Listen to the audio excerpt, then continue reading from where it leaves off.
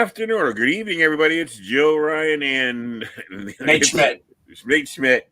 Sorry, the safety and the sports writer with Knoxville, Nate and Big Joe again here to talk to you about the world of sports. A lot of March being madness already with some upsets happening already. We're going to talk about that. We got the free agent and trades that are going on in the NFL to get to that. Nate, before we get going, I just got to talk one little thing. We got the little baseball. This World Baseball Classic just took out a big team. It looks like the Mets are going to struggle this year. They lost their closer. I understand injuries can happen anywhere, but this World Baseball Classic, weeks before the regular season is ridiculous. I never understood why they were doing this right now. Whose idea was this? I mean, even if you say, oh, well, the guys are getting some action, they're getting warmed up for the season. Well, they're not getting warmed up with their team. So right. I don't understand how it helps, but all it can do is hurt. And then the guy gets injured while they're celebrating right today. Did you see that? Yep, and I understand, like everybody's saying, but the thing about it is, the only thing they're going to get out of this freaking tournament is they're going to sell a bunch of T-shirts and hats. That's what they're selling. This is a meaningless championship. No one cares about it. No one really cares about it. I understand they're not selling it to the world, okay? Venezuelans already love baseball. Puerto Rico people always love baseball. Mexican people love baseball. South American people love baseball. Japan loves baseball. All these countries you're bringing here already love baseball. So they don't need to sell anything to the world. And all you're doing, like you said, you're hurting your team now weeks before the season when they can't go out and get a replacement. And what are they going to do? Nothing. They can't do anything till maybe July. And, you just paid this guy $100 million and you can't use him. $100 million. It's ridiculous.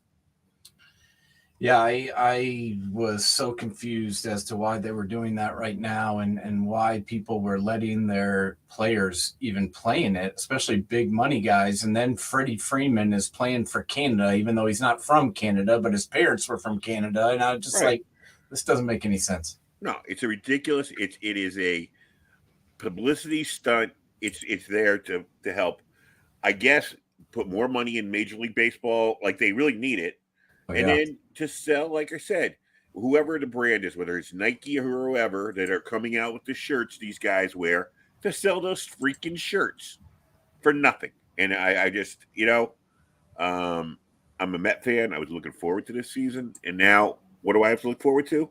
They're going to struggle. They're going to have to keep themselves. They're going to have to find a replacement for them, which is going to be hard to do. And right now, they went from probably being prohibitive favorites in the NL East to being prohibitive, probably maybe a wild card team. So that's what they're looking at.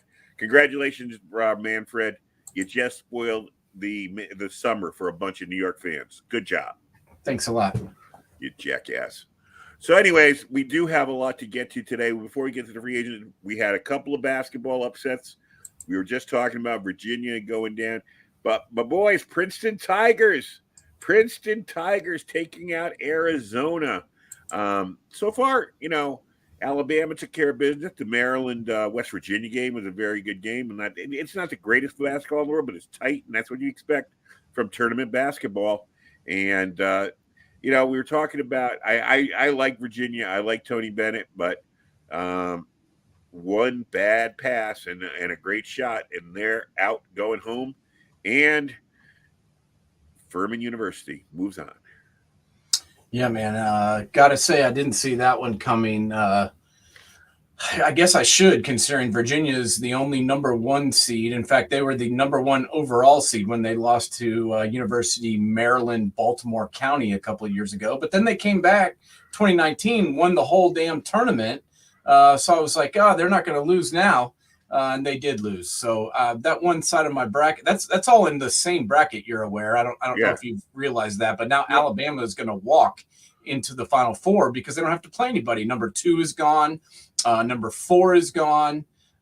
Baylor is a number 3 seed in that division, and in that bracket, and I didn't really understand Baylor as a 3. So really, there's no one to contest Alabama into getting into the Final Four. So the your boy Miller gets to keep winning with his My boy. arm guard. Yeah, there you go. So, anyways, Kansas took care of Howard today. No big deal with that. Arkansas took care, or is leading Illinois by 10 points right now. Of course, that could change. What other games are we looking at today that will be interesting? UCLA against UNC Ashford or Asheville. What about Northwestern Boise State?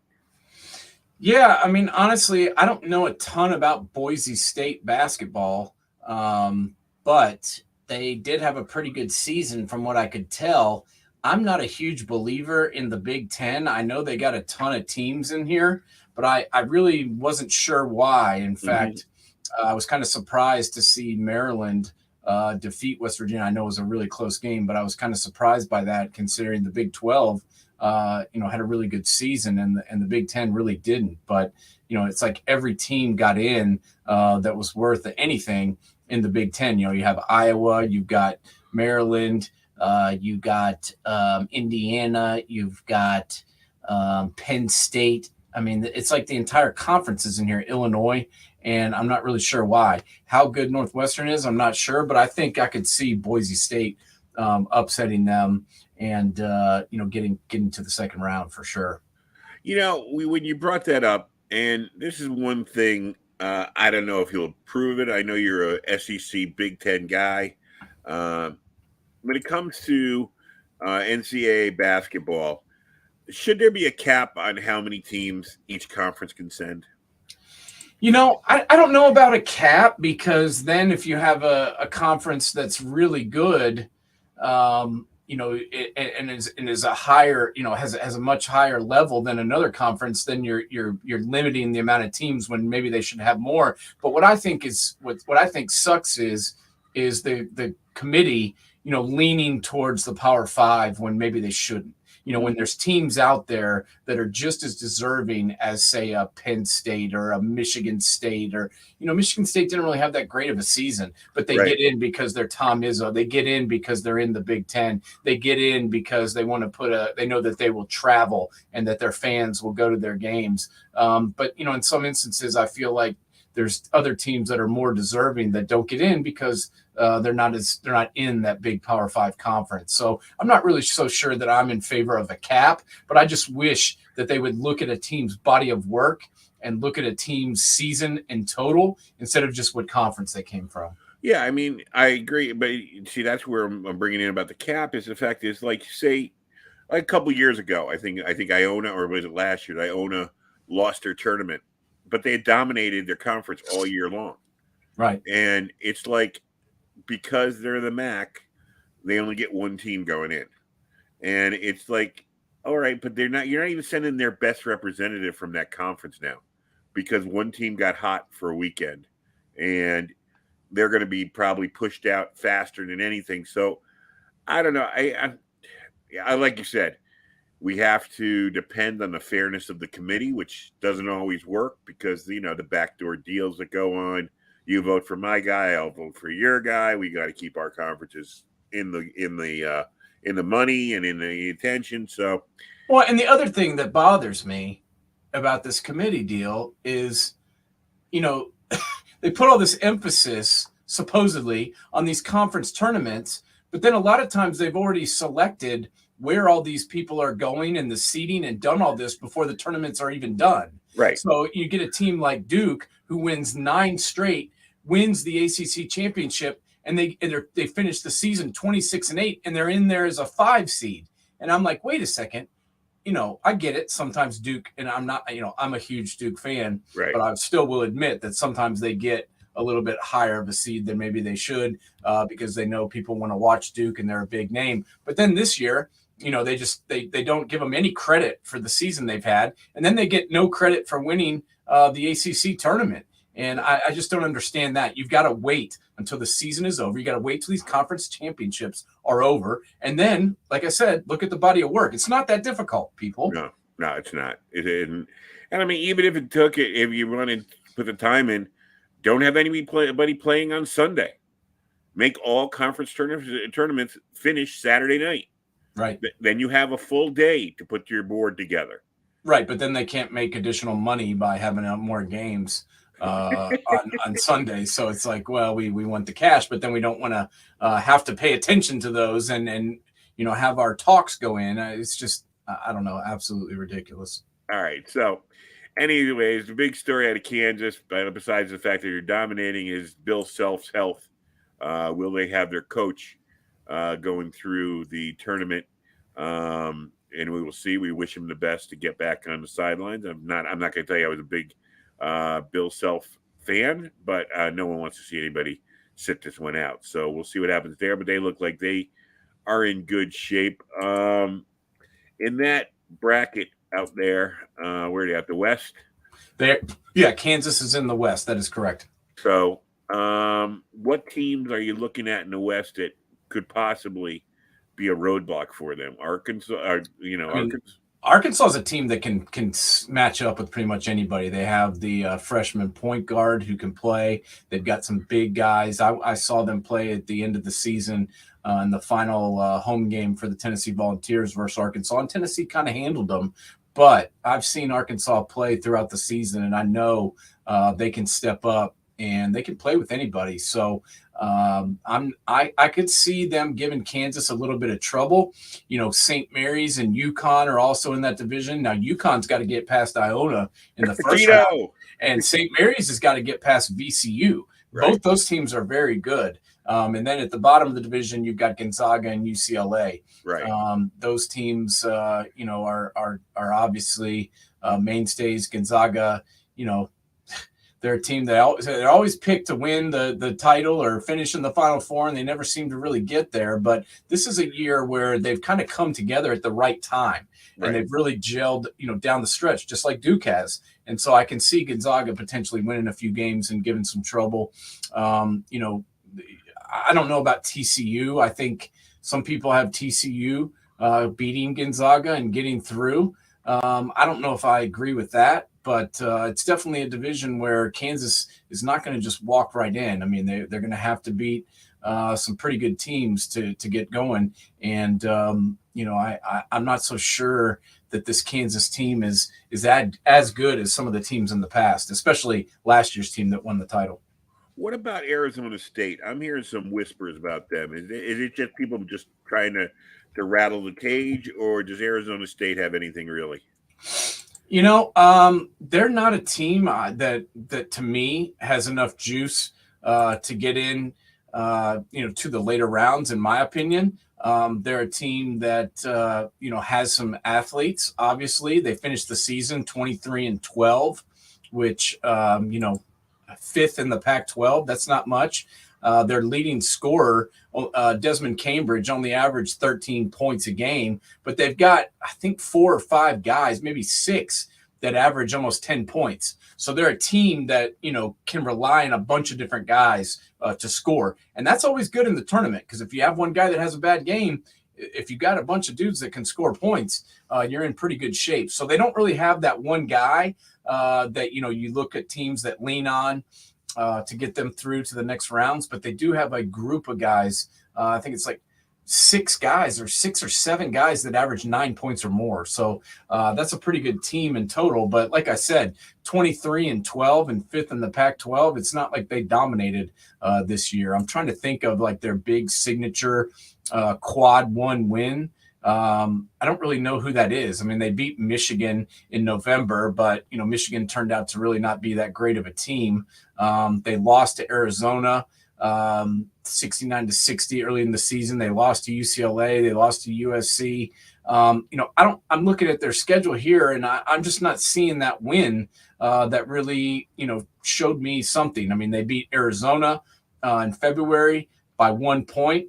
But, we just saw Arizona go down. So I'm not sure who I think, Arizona State could really beat. All right, let's go to the East. We already talked about the South. East, nobody's gone yet. So we're going to start up tonight. We got 2 of your teams sitting there. So that's going to be eating away at you. You got Tennessee and Duke, number 4 and number 5. But we got Purdue. And, I'm not a big Painter fan. I think he's a good coach. I don't know if he's a great coach. They have the player who everybody's talking about being the best player in the land right now, the big boy. Could this be a Purdue team? But this is a tough. This looks tough. There's a couple of teams out there. If I'm Purdue, I'm a little worried about who you got to play. I mean, I already talked about Duke and Tennessee. You got Kentucky there. Providence, you never know for a night. Providence, Marquette again with Shaka Smart. Marquette is back in the big time. Kansas State. I mean, this looks like a pretty good bracket here. What do you think? I think they're going to struggle to get out of the second round. They're going to have to play Memphis. I got to be honest with you. Memphis has been tearing it up as of late, especially if you look at the conference tournament. I know they lost on Sunday, March the 5th. They lost to Houston by 2 points, which, Houston was ranked number 1 in the country at the time. But then they came back in the tournament, blew out or beat UCF pretty good. They blew out Tulane 94-54. And then they beat Houston by 10 points in the championship game. And this Davis kid is unreal. In the championship game for the conference, he had 31 points, was just unstoppable. I really, really like this Kendrick Davis. He averages 22 points on the season. And then they've got DeAndre Williams, who averages 18 points and 8 rebounds, not to mention 3 assists. So Davis and Williams are 2 guys that I really, really like. And to be honest with you, I could see Memphis giving Purdue a tough ground. Now, this is what pissed me off so much about the brackets is, all I cared about was please don't put my 2 teams in the same bracket where they have to play each other in the second round. What do? Bam, bam, Duke and Tennessee matching up on, the second round if they get that far. And then, I'm going to have somebody done by the weekend. That pisses me off. But to answer your question, I also think Marquette is a really good team. I mean, Shaka Smart, things didn't necessarily work in the greatest, results while he was at Texas, but now he's back in a little bit smaller of a school in Marquette. He takes them first in the Big East, wins the conference, finishes the season 28-6. I like this team, man. They don't have that guy either that averages 30 points, but they've got similar to the Arizona State that I just mentioned. They've got 1, 2, 3, 4, 5 guys that average 10 points or more pretty much. And this is a good all-around team and obviously a really good coach in Shaka Smart, who won a bunch of games in the tournament with VCU. Yeah, definitely. I mean, he knows how to tournament. And I think, like we talked about it last week, he's in the perfect spot for him. Yep. This should be his long-term answer, Marquette. It has a great basketball tradition. It's right up his alley. You don't go to one of these big football schools trying to make basketball relevant. Stay with a basketball school. That's where you're going to get your notice. That's what you're going to get, the props you need and the money you need and everything else. Duke, Oral Roberts. I heard somebody was trying to tell me about Oral Roberts. I don't know much about Oral Roberts. What do you got about them? Everybody thinks they know everything about the 12-5 and that the 12 seeds are, historically can come out and beat a 5 seed. Well, this isn't your normal 5 seed. As I mentioned, Duke had no business being a 5 after winning the ACC tournament and finishing the season 26-8. However, this Oral Roberts team is pretty damn solid. They're 30-4. Obviously, they won the Summit Conference. They've got a guy named Max Abmas, who finished the season averaging over 22 points a game. So they've got that one dude that can hit shots they can go to for scoring.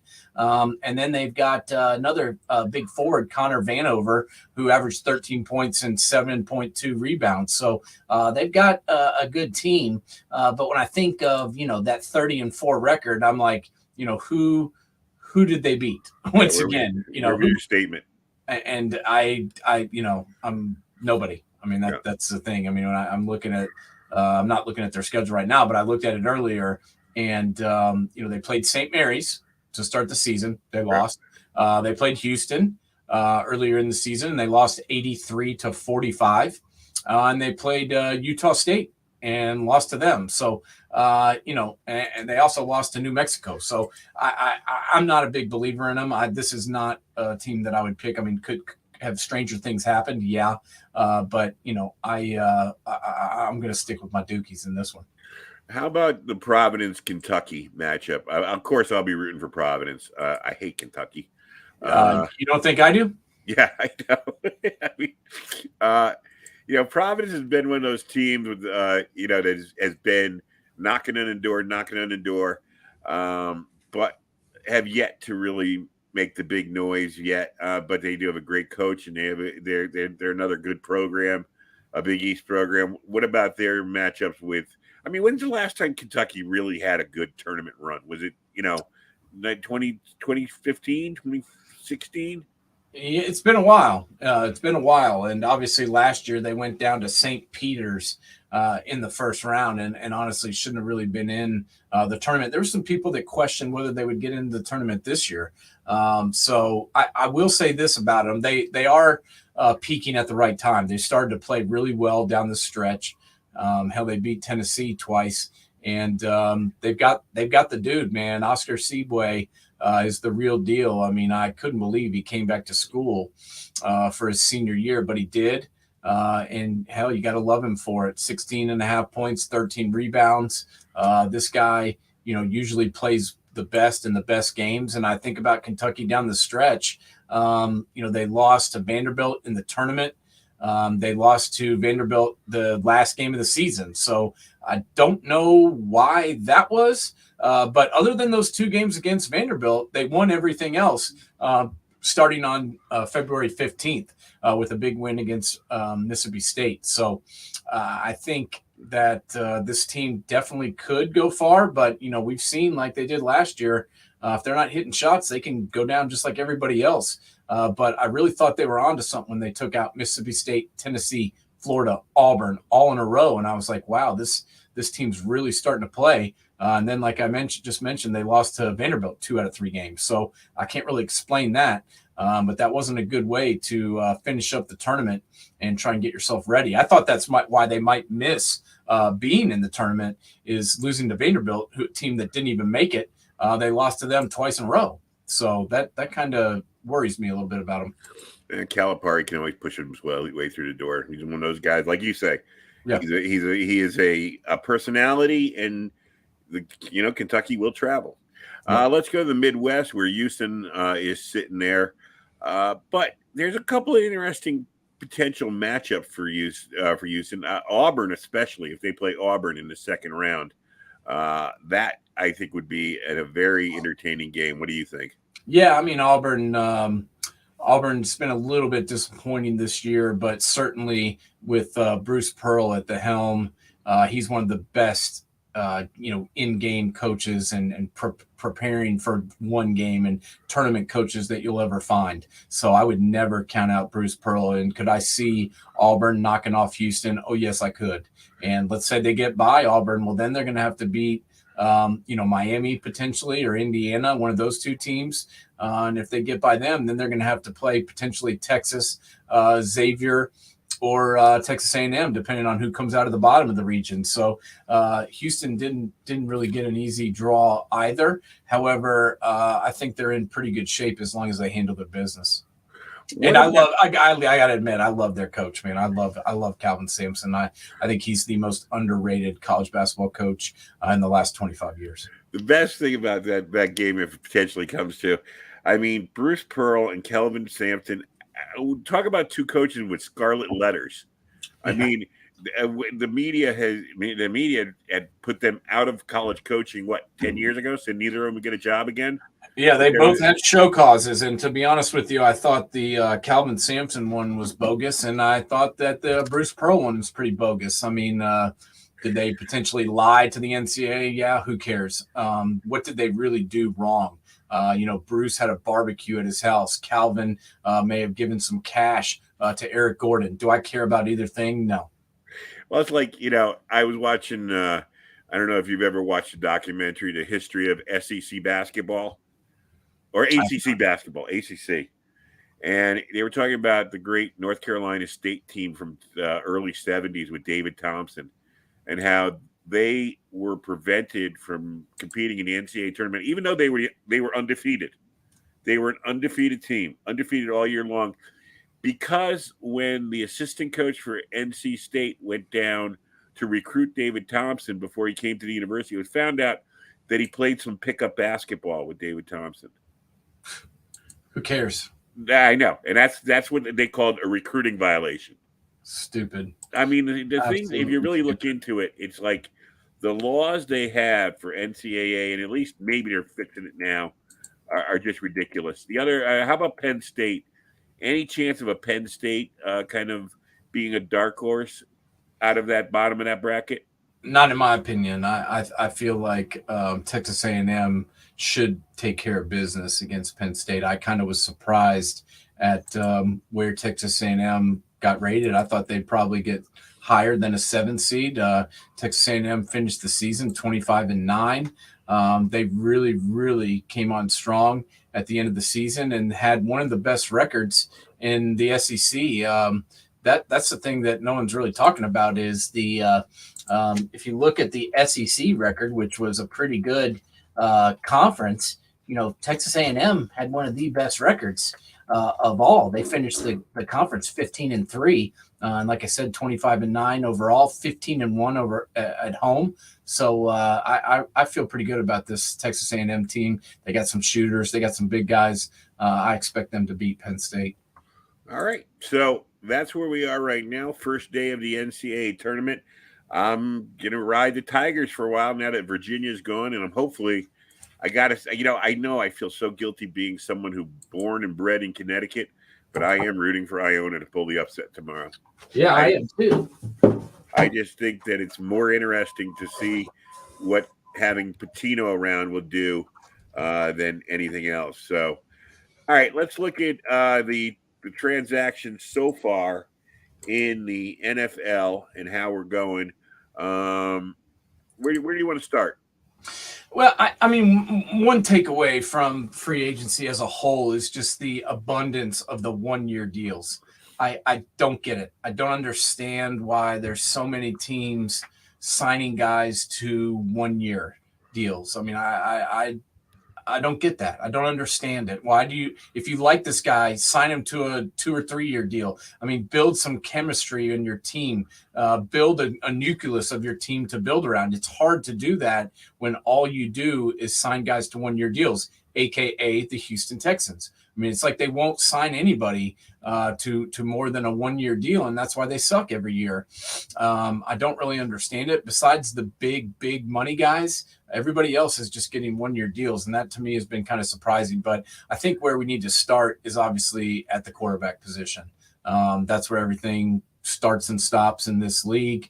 And why don't we first talk about the guys that have been signed, the guys that have gotten a new home, and what we think about it. And why don't we first, start off? We already kind of talked about Derek Carr.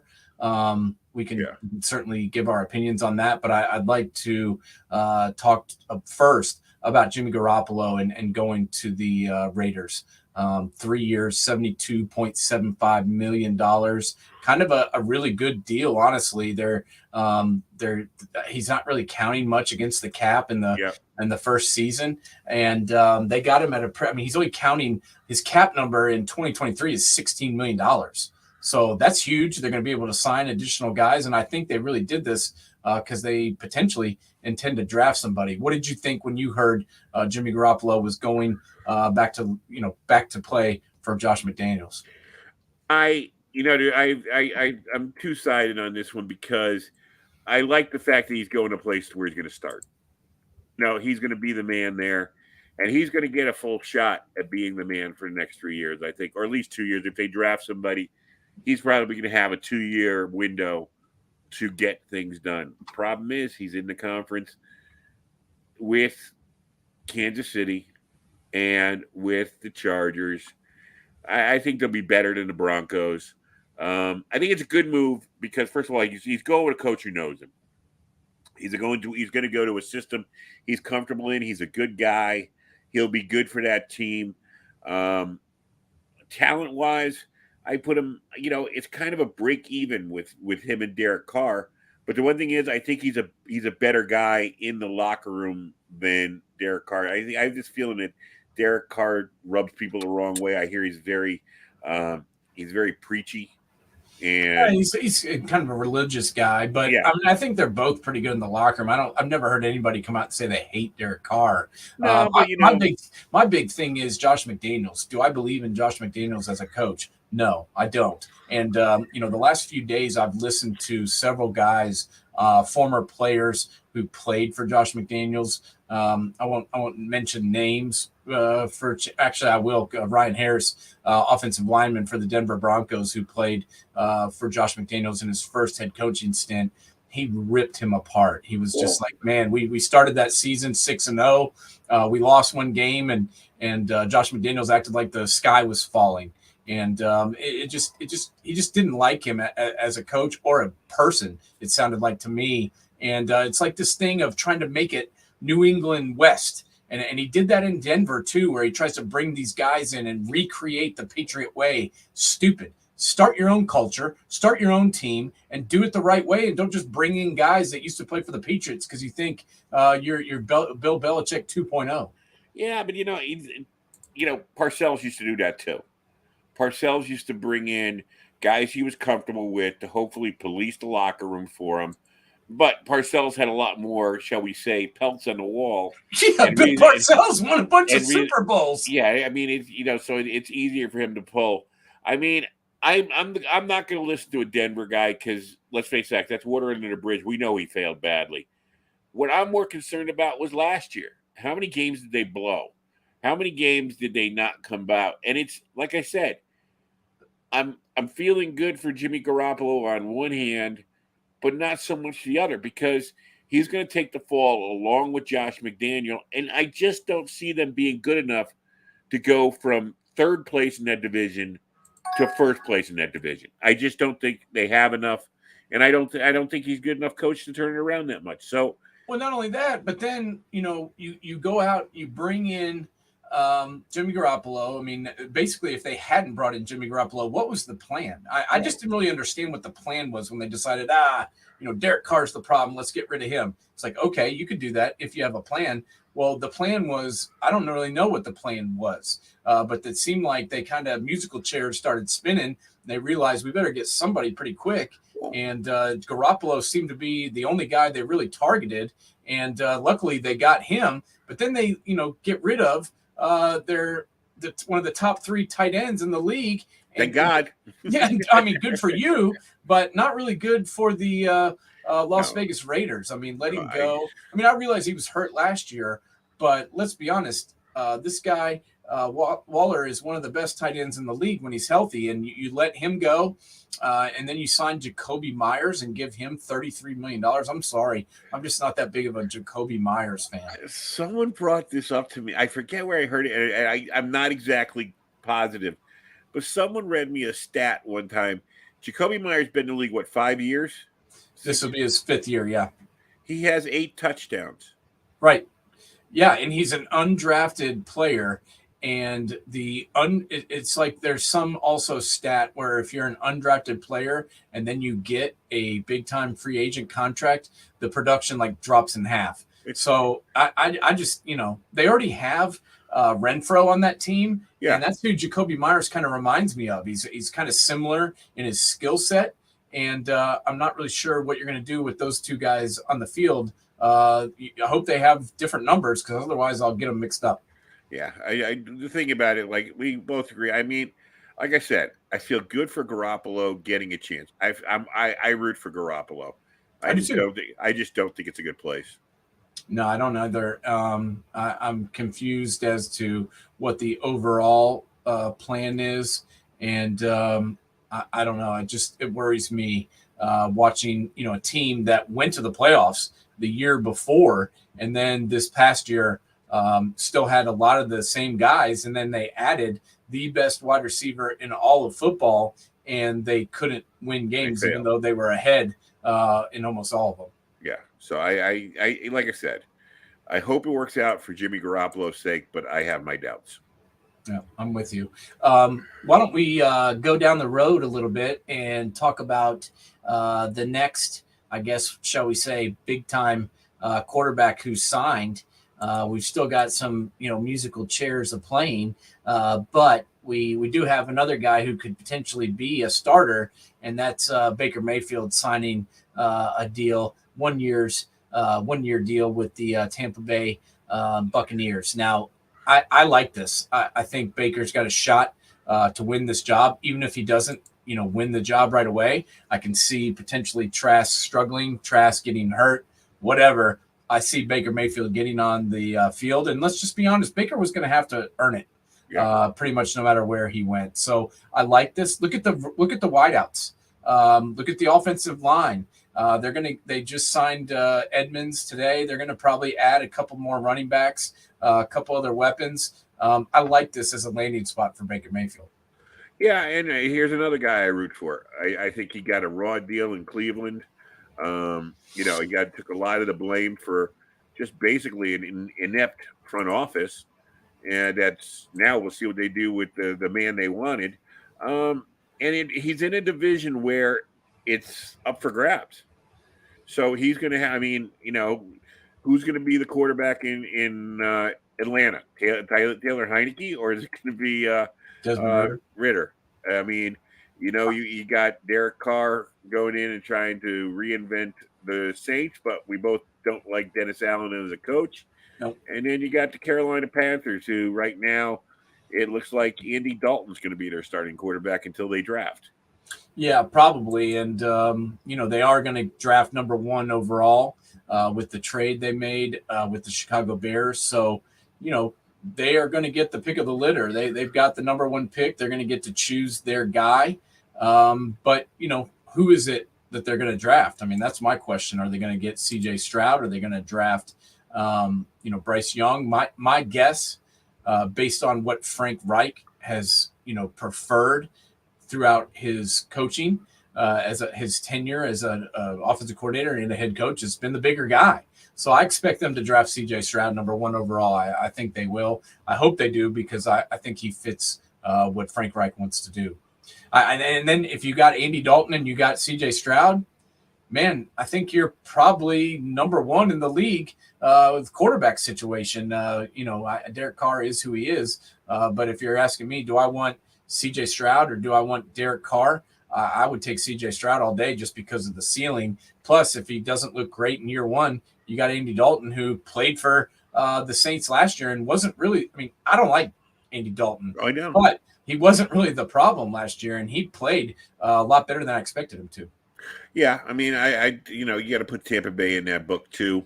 I think CJ Stroud will go there. How fast he'll achieve, who knows? Because Carolina was playing better at the end of the year. If Frank Reich can figure out what was right and add to it, they could who knows, be potentially a surprise team like the Jags were last year.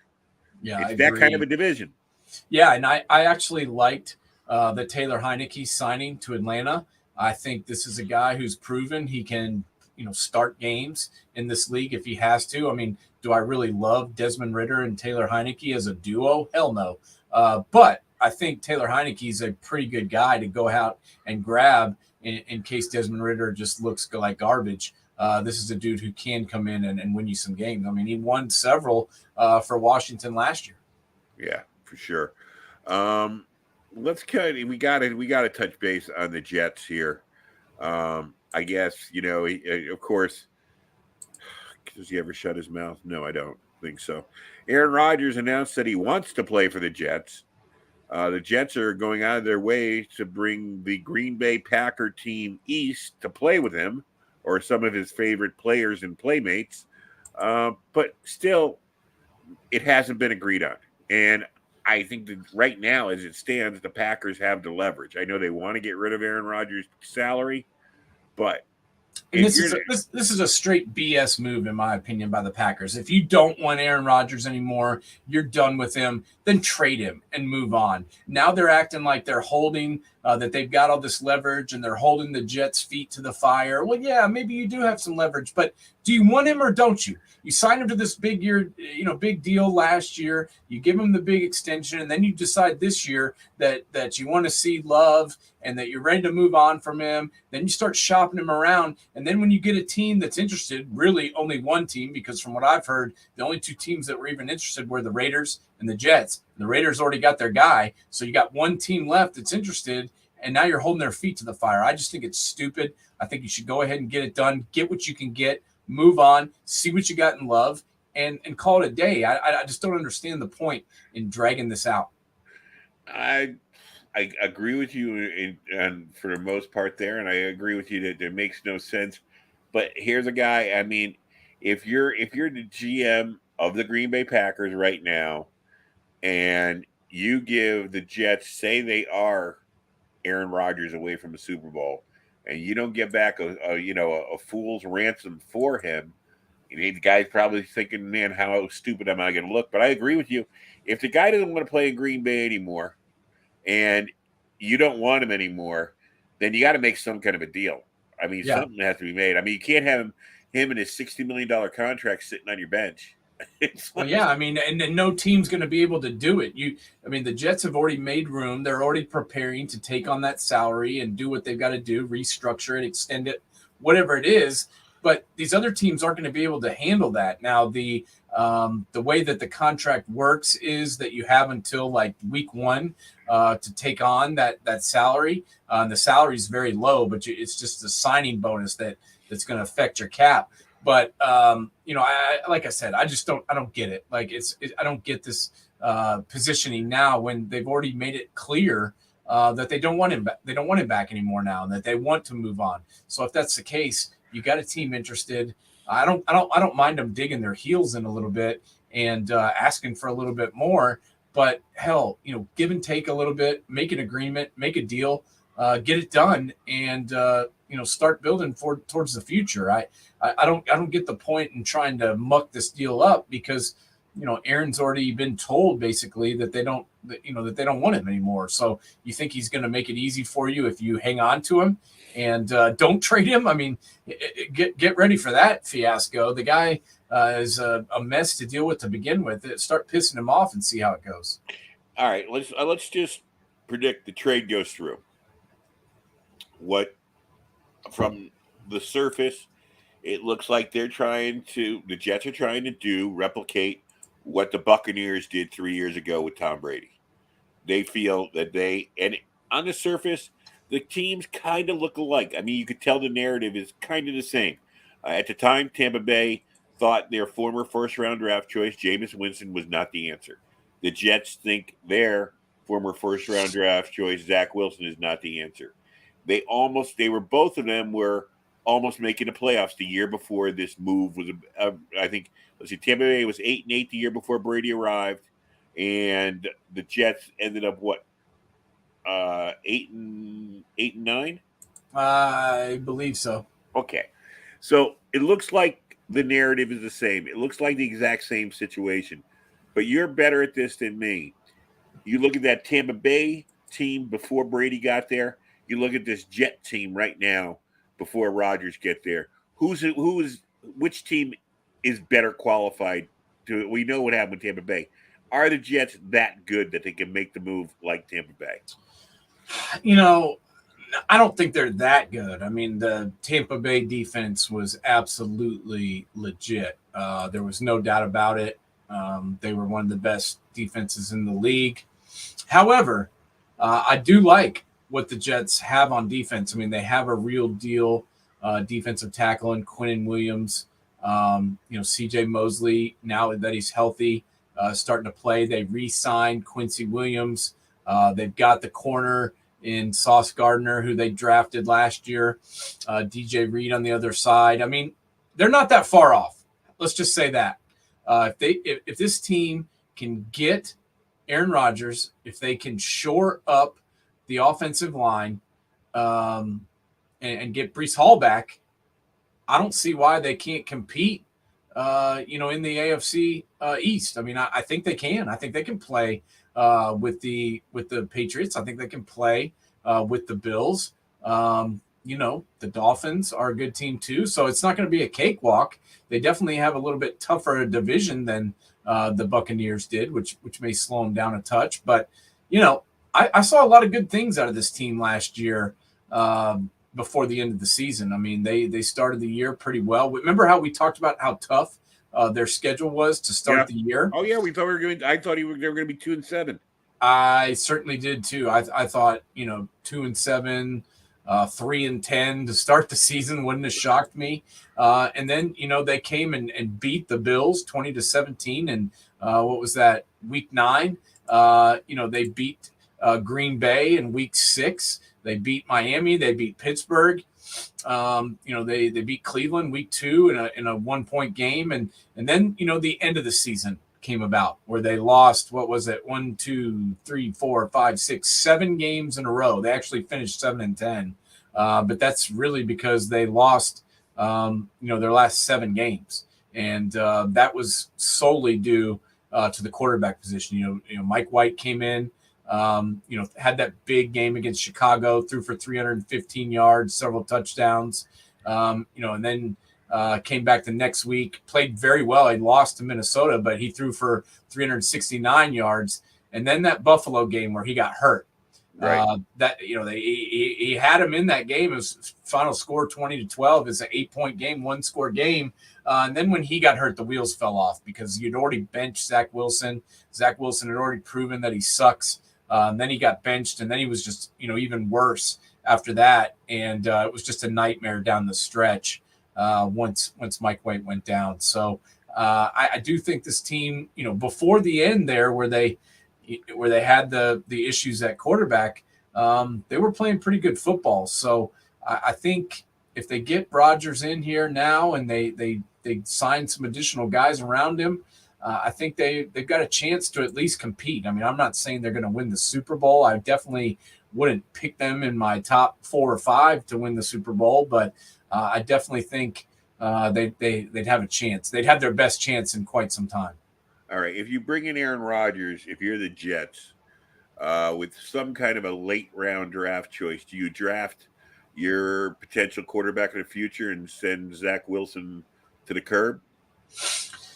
I mean, I would, but I don't think they're going to do that. I don't think they're ready to admit that Zach is just done. Trash. I mean, if they would, he is trash. I mean, he's garbage. It's like driving a garbage truck around as your main vehicle. That's what the Jets are doing right now. I would release him and I would move on, but they haven't done that. So I think they're going to keep him and act like he's learning under Aaron Rodgers. And I do not see them drafting a quarterback this year. You see, the joke of it all is the fact that matters his own teammates have basically, without actually saying it aloud, have already said they don't believe in this guy. I mean, Why the way would they're no, but I'm just saying. So it's like you're almost like looking at it like, is it futile? Is it futile to keep him? Because the fact of the matter is, his own teammates don't care when he's on the field. They feel they're behind the 8 ball with him out there. So are you better cutting it and looking for some kind of a backup, whether it be in the draft or some free agent that you could bring in here just to back up Rodgers, just in case? I mean, even go out and even though he's not a good quarterback by any stretch of man, I think he's a free agent. Get Tim Boyle, who used to back him up with the Packers, and bring him in as your backup. I mean, yeah, I agree with that, but that doesn't seem to be their plan. I mean, I think they're going to keep him on the roster for now for whatever reason. I don't know. But it looks to me like they're not going to part ways with him just yet. I think if they were going to do that, they would have already released him. They're certainly not going to trade him because nobody wants him. Yeah. Lamar still hanging out there. I mean, this is the worst game of chicken I've ever seen, because it makes no sense for either of these guys to get away from each other. I mean, Lamar could go anywhere; he could be successful. You and I have talked on the phone. We've talked about this. We've talked about text messages. Man, if I was the Jets, I'd be looking at Lamar before I'd be looking at Aaron. But we understand they're going after Aaron. Lamar, I mean, there is maybe 12 teams you could just knock your head around and say they'd be better off with Lamar as their quarterback right now. And you're talking about a team with no plan B. What's Baltimore's plan B? Well, they don't even have a quarterback on the roster right now.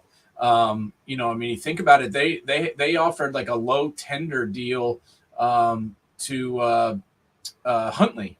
So, what is the plan if I guess they feel like nobody's going to sign them, or they're just going to match the offer. I really have no idea. But if ever anybody, had earned a second contract, I would think it's Lamar Jackson. I really hope, in my opinion, I really hope he gets out of Baltimore and gets to go somewhere else, because, I mean, it's just, I feel like the relationship is just tarnished now. And what are you going to do, if you do go back and then you have a bad season? Like, I just don't understand what the plan is either. I'm very confused by it. I don't believe they've got a quarterback under contract right now, because both Lamar, who they put the tag on, I guess he's essentially kind of under contract, but Huntley is also free himself. So I don't know. I don't know what the deal is. Supposedly they offered him 3 years, 133 million, fully guaranteed. Okay. Well, you can say, oh, he wanted a fully guaranteed. That's fully guaranteed. Well, it's 3 years. Yeah. Give me a freaking break. Which quarterback that's 25 years old is getting 3-year contract offers? Nobody. So I don't blame Lamar for not taking that. I don't blame Lamar for wanting the same deal that Deshaun Watson got. He definitely has done more than Deshaun Watson has in this league, and I think certainly deserves more money. Well, we said it. We said it at the time. Jimmy Haslam had just opened up Pandora's box, and he did it really well because there are quarterbacks behind, Deshaun that are going to ask for the world, or at least what he got. I mean, he's the guy who opened the door, and look what happened in Arizona. Yep. No, it's true. It's true. I just don't understand what Plan B is. Like we just said, what is Plan B if you don't want Lamar, or you're planning on moving from Lamar? I don't get it. Gardner Minshew just signed with the Colts today. So I mean, even the backup quarterbacks are all signing right now. So I don't really know what the plan is. Supposedly the Ravens placed the low tender on Huntley. So if he signs elsewhere, which is very possible, they don't even get any compensation. And I mean, and you look around, you got Cincinnati with Burrow, you got Pickett in Pittsburgh, Watson in Cleveland. What do you want to go right to the bottom of your division? I mean, I guess. I mean, they're able to match any offer, but it means if he signs an offer sheet and they don't match it, they get nothing for him, and then they don't have any quarterbacks. Yeah. So this has just been a horribly handled situation, in my opinion. They've had years to go ahead and get the deals done and to sign Lamar, and they haven't done it. They want to blame it all on Lamar that he doesn't have an agent. They want to blame it all on Lamar that he wants a fully guaranteed contract. Well, I don't blame Lamar for wanting to get paid. I really don't. Not when all these other guys are getting it. Yeah, these guys that aren't even as good as him are getting, tons of money. I mean, who you want, Derek Carr or Lamar Jackson? All right, let's go up to my NFC East situations here. Before we get to the Giants, Jerry Jones, I don't know if he made good moves, bad moves. I mean, Stephon Gilmore, isn't he past his Defensive Player of the Year status? I mean, by 3 years or 4 years now? Yes. One of the, I won't say, but one of the talking heads on TV was making a big deal out of it. Like that was the greatest move in the world. And I'm like, all right, he's probably pretty good still, but he's not what he was in New England when he was, Defensive Player of the Year. And then they let Zeke go. We knew that was probably going to happen. And they tag Pollard. They had to tag Pollard. What do you think about what the Cowboys are doing down there? I liked the re-signing of Donovan Wilson. Besides that, I'm not real sure what they're doing. I mean, I think that they should re-sign Dalton Schultz. I mean, I think he has been an up-and-coming player.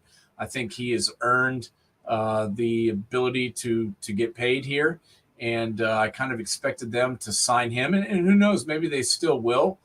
I honestly think they'll probably bring Zeke back because I think the market on him isn't going to be that great, and I think he wants to play to continue playing for Dallas. I think that Jerry likes him, and I do think he will, probably come back.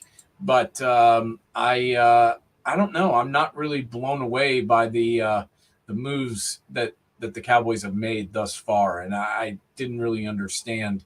If they'd signed Stephon Gilmore 3 years ago, I would have said great job. Yeah. But I don't really get it right now. All right, let's move up to our Giants, who right now Shane is looking to be a great pickup as a general manager because it seems like he's making the moves he has to make. Got Daniel Jones back under with a good price tag, I think, for Daniel Jones. Saquon Barkley, you got him under franchise tag, and they're still talking to him. Matt Breida is coming back. He's good insurance policy. Darius Slayton, I got a little bit in my heart for Darius Slayton. I don't think that's a bad contract. Waller, I love. Okereke, love that pickup. Let's start going in. Sterling Shepard, they even gave him a 1-year contract for, I guess, the fact of the matter, he gave up body parts on the field. Because I don't know about that. Talk to me about the Giants overall. Yeah, I mean, I think they still have a little bit of work to do, but I do think we need to give them credit for what's been done. They got the deal done at the last minute with Daniel Jones. It's a pretty favorable deal, honestly, for the team. I mean, do I think he's the greatest quarterback in the world? No, but he did have a good season. You've invested all this in him. You drafted him high. You've coached him. You've had him on your team. You built the team around him. Why let him go? I think it was a good move to go ahead and sign him. And I like what they did signing him for what they did. And then they were able to tag Saquon, which was the plan all along. So they got the two big pieces in place. They got Darren Waller, which they really, really needed a pass catching tight end. They've got him. Now they just need to keep working on this wide receiver thing. I honestly don't think it's as bad as some people do because I like the signing of Paris Campbell on a 1-year deal. I mean, yeah. Paris Campbell, when he's been playing, has been very good. I mean, his only problem has been injuries. He's just been hurt, pretty much nonstop until this past year, and he played pretty much the whole season and did a pretty good job. So I like the signing of him, and I honestly was pretty impressed with what I saw out of Wan'Dale Robinson before he got hurt.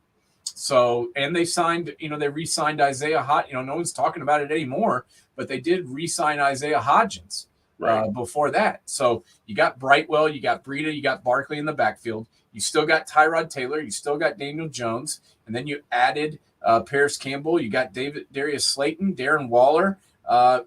They've still got the draft to work with. I'm impressed with what they've done. And I think this guy, as you mentioned, has done a really good job as the GM so far. All right. I want to, the Eagles, you've gone into it, how much they were going to lose. Javon Hargrave goes out and signs with the 49ers. Yeah, that's a tough pill to swallow, but they just weren't going to be able to sign everybody back. It just was not going to happen. There was no way that they were going to be able to sign everybody, but everybody was talking yesterday how they released Darius Slay. Well, it sounds like today they signed him back. Right. They did lose their running back. That kind of sucks. He went and signed. The kid out of Penn State went and signed with Carolina. Right. So that's a little bit of a hit. But let's be honest, man, there's a lot of running backs out here. They re-signed Boston Scott, the giant killer. Yeah. So that sucks for you. In so many ways. They re-signed James Bradbury. They got him on a 3-year deal. TJ Edwards is gone. He left town. They got Jason Kelsey talked into coming back. They got Fletcher Cox coming back. There. Yeah. Wait, how much does Fletcher Cox have left in his? I mean, he's going to have to pick up a lot of slack that Hargrave leaves behind. Yeah, I think he's got one more year in him. Is he Fletcher Cox of 5 years ago? Definitely not. But do I think he has a year left in him? Yeah, I think he'll be all right. They lost their safety, Marcus Epps. I think that right now the most important piece left is to bring back Chauncey Gardner Johnson. And to my knowledge, up to when we started the show, he still has not signed anywhere. I know that the Eagles and Howie Roseman are trying to get that done. If they can get Gardner Johnson to come back, I think we're talking about a win-win here. As I mentioned, Miles Sanders is gone, but they brought in Rashad Penny. They kept Boston Scott. They've still got their other running back. What's the other guy's name that I'm completely whiffing on right now? The Gainwell. Yeah. Kenneth Gainwell is still there. They still have Trey Sermon, who's yet to really do anything in the NFL, but has a lot of talent. Yeah. So I think that the Eagles are okay. I think they've kept most of the guys in place that they needed to, and I'm not really worried about some of the guys they've lost. How about, let's look at that 49ers. Let's go. They picked up Sam Darnold as their, I guess, insurance policy at quarterback in case Trey Lance isn't ready to go. He's making more money than Baker. Yeah. I mean, how is that? I'm so confused by that. It's one of those situations. The only thing you can say in a ledger sheet that works for you with Sam Darnold is he seems to be a really nice guy. Woo. No, I know, but there's some.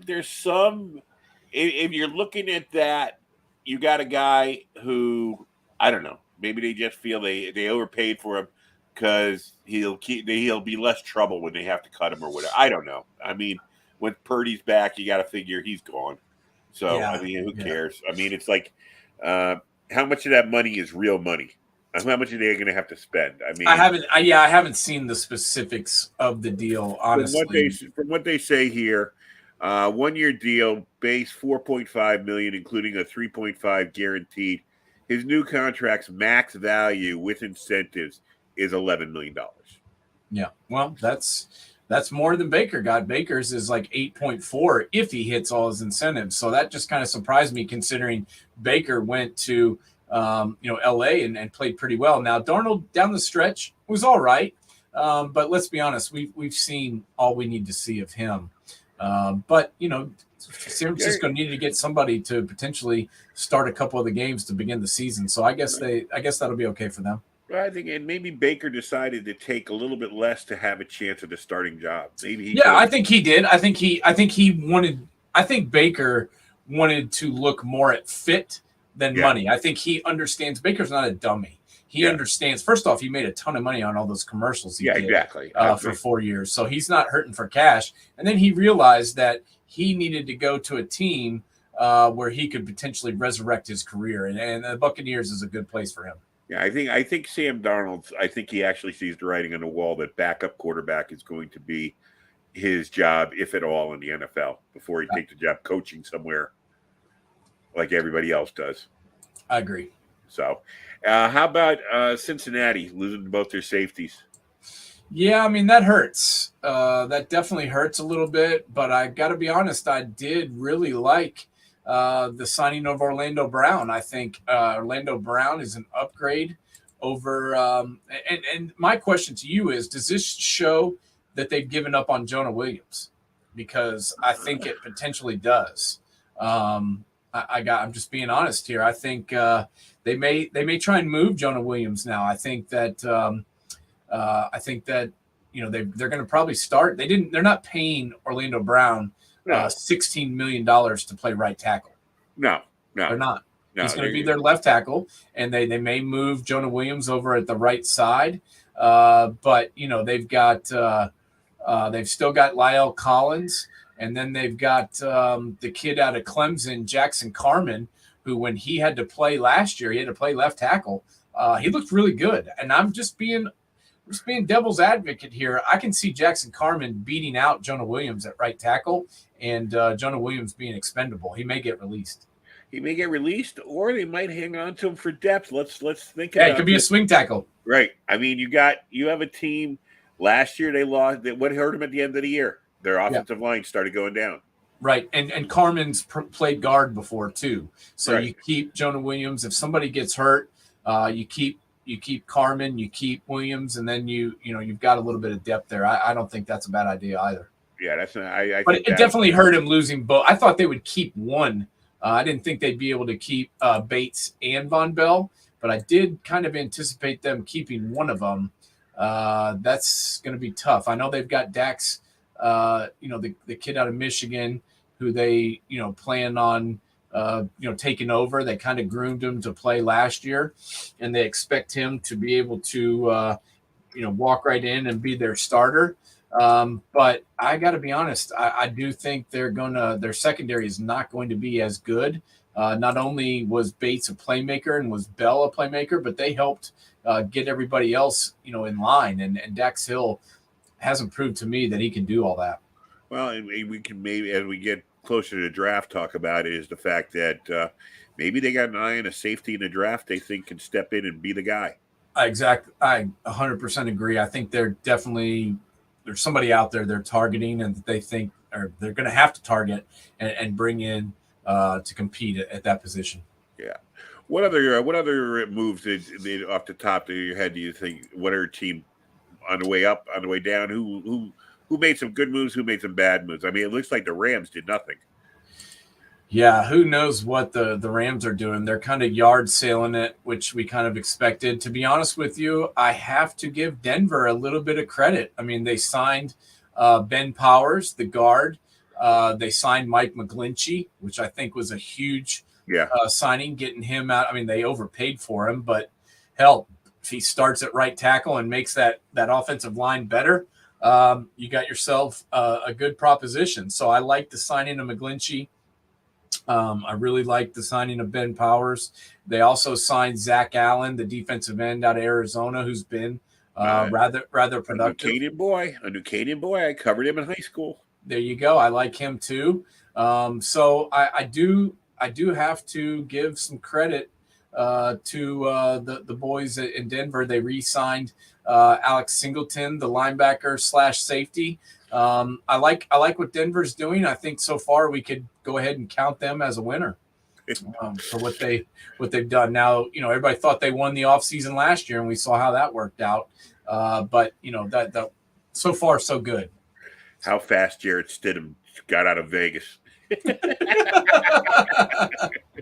Yeah, I mean, I like that move too. I mean, he's definitely an upgrade over what they had there at backup quarterback. I mean, is he good? No, but I do like what Chicago's done as well. Oh, the draft choices.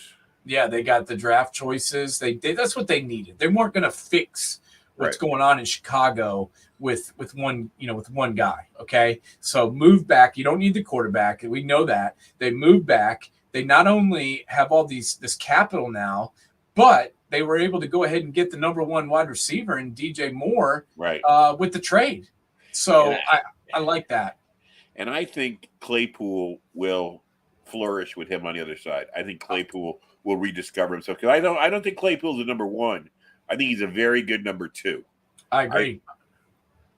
I agree. And I agree 100%. And then they brought in TJ Edwards, as I mentioned earlier, from the Eagles. Not only is TJ a good linebacker, but he's a leader. They brought in Nate Davis, a pretty good young 26-year-old lineman out of Tennessee. And then they brought in Tremaine Edmonds, the leader of the Buffalo defense, who they signed to a 4-year, $72 million deal. So they kind of overpaid for him, but hell, if he can get it done, good for him.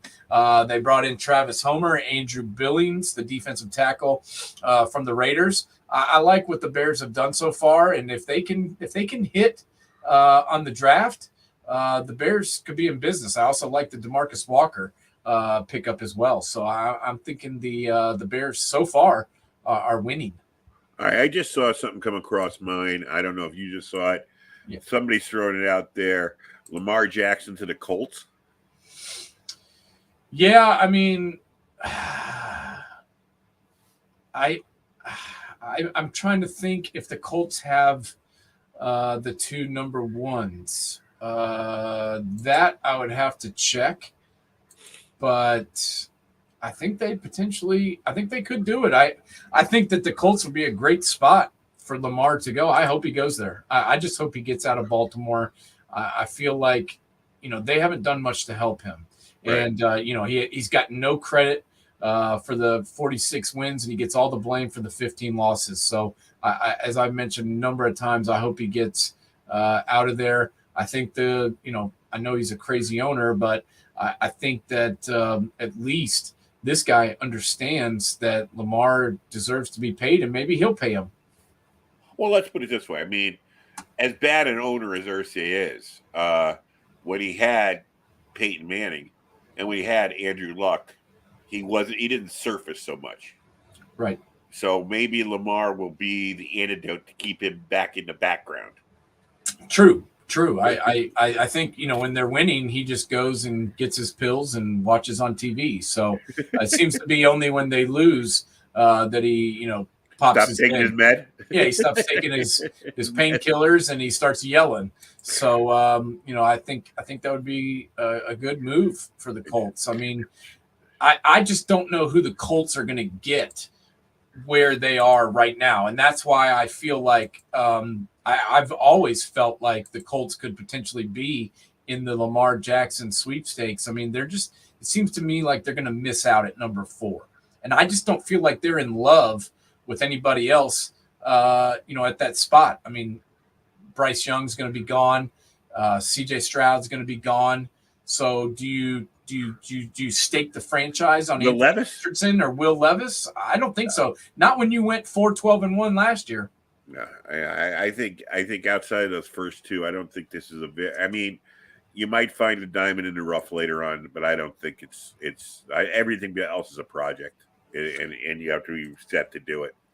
No, I think that they are a team that should look into Lamar Jackson. I think there's a lot of teams that should look into Lamar Jackson, but I definitely think that the Colts and Lamar Jackson make a lot of sense.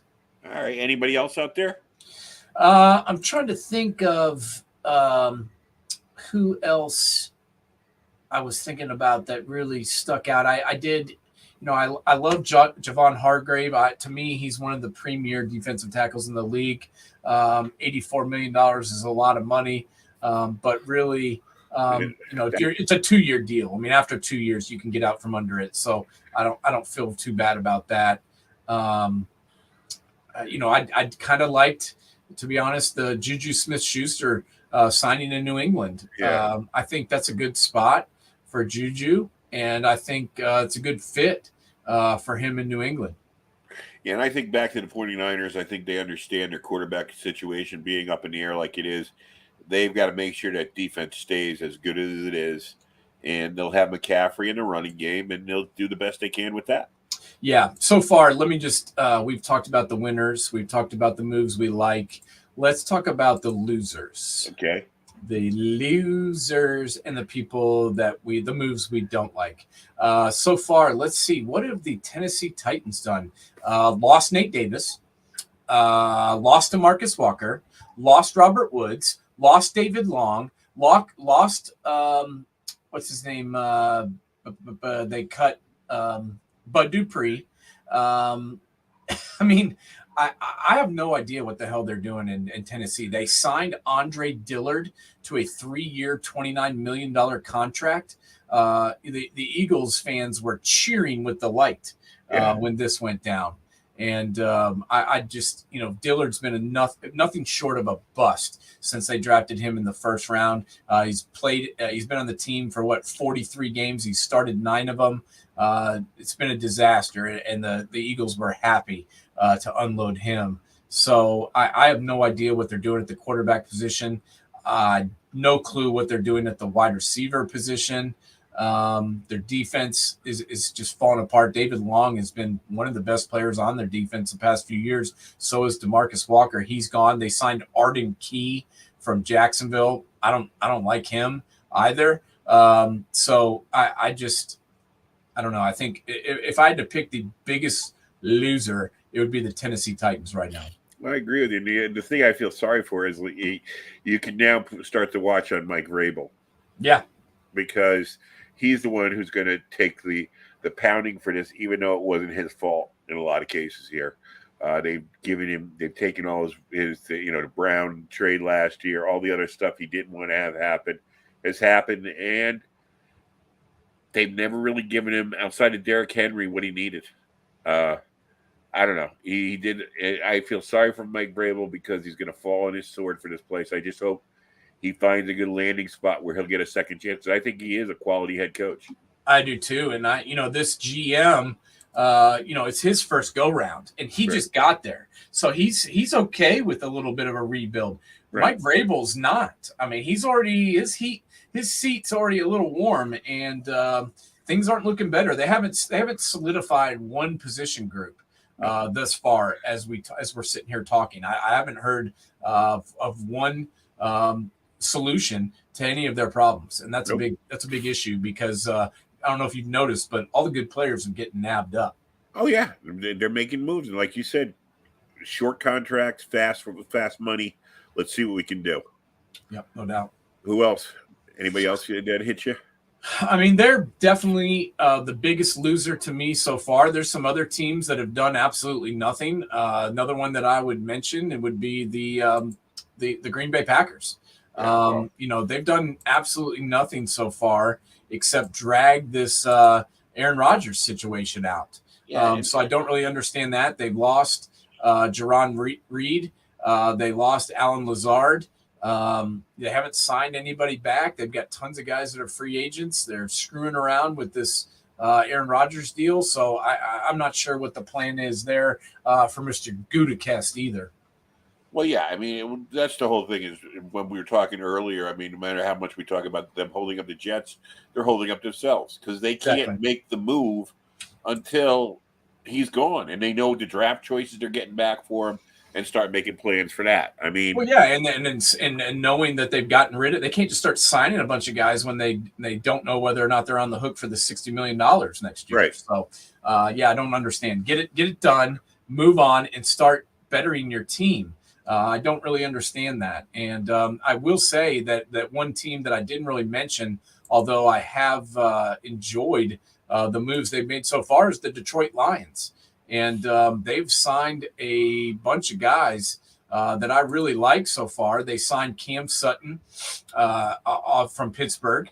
They signed David Montgomery, the running back from Chicago, which I really like.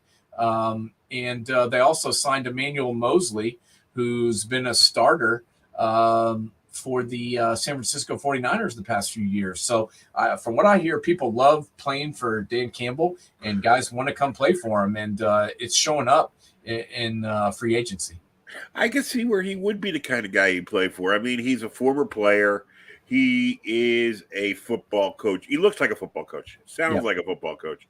So why wouldn't you want to play for him? And I think in a way, if the money is comparable, I mean, it's not the greatest place weather-wise. But let's face facts. Detroit is starved, and they just want to win. And that's a fan base that's ready to explode if they could get in there and get them in the playoffs. I agree. And I mean, and the people will be thankful for that. All right, so what do we have on man coverage this week?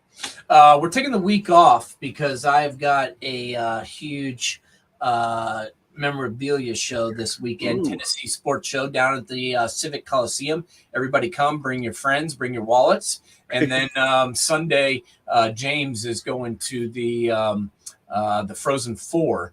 That one of his good friends is the head coach of the Ohio State Buckeyes women's hockey team. So he's going to watch them play for the national championship. Nice. Well, I'll be watching basketball all weekend long. See if the Princeton Tigers can maybe get to the second weekend, and I'm hoping Iona does the same. I know I feel so bad that I'm rooting against UConn, but I can't help it. Well, yeah, and just for those folks that picked Oral Roberts, Duke's up 30-10. Okay. Well, they don't have to worry about that. I mean, they should do well. I'm in UCLA. I'm interested to see what UCLA does tonight. To see how good they have, because I haven't really watched UCLA yet this year, so I want to see what they've got going. They're kind of one of my picks to maybe make to the Final Four, and we'll see what happens. Anyways, people, thanks for tuning in. You enjoy basketball, Nate? Make the money. You know, you got a kid to put through college, so that's sell some stuff. Damn Skippy. Game worn jerseys, autographs, cards, you name it. We got it. Come on down to the Civic Coliseum and make me happy. And just stop in just to say hello to Nate and give him what you feel about football and basketball and all those sports at large. Yeah, please do. I'll talk sports with you all day if you buy something. Nate, have a good night. I'll talk to you later. All right, bud. Talk to you Bye. soon.